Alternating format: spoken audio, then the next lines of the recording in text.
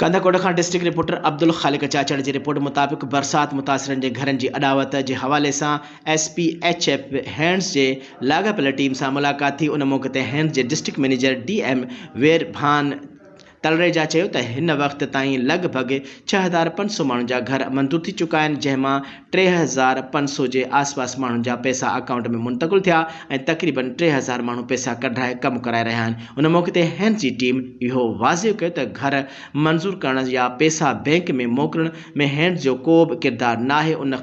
इन खन टीम अलावा टीम ॿुधायो त जंहिंजो बि घर मंजूर थींदो या उन जा पैसा बैंक में ईंदा त उनखे सिधो सो मोबाइल ते मैसेज अची वेंदो या वरी टीम उन सां राब्तो कंदी। जेकॾहिं राब्तो नथो थी त ॼाणायल एड्रेस ते टीम हली वेंदी ऐं उन्हनि वधीक ॿुधायो त हीउ प्रोजेक्ट 3 सालनि जो आहे, सो हर महीने मुख़्तलिफ़ माण्हुनि जा केस मंजूर बि थींदा ऐं पैसा बि अकाउंट में अची वेंदा। इन हवाले सां टीम इहो पिणु यकीन ॾियारियो त असां हर सूरत में मंजूर थियल केसनि खे पोइवारी कंदासीं। वधीक तालुके तंगवाण जे तालुका सुपरवाइज़र नज़ीर अमन सुमरो ऐं फील्ड इंजीनियर रफ़ीक अमन नूनारी ऐं सनाउल्ला चयो त ज़िले वासियुनि खे गुज़ारिश आहे त इत्मीनान रखनि ऐं कंहिं बि एजेंट या धोखे या बाज़ माण्हूअ जे चवण में न अचनि ऐं जेकॾहिं कंहिंखे बि का मालूमात खपे त तालुका सुपरवाइज़रनि सां राब्ते में अचनि।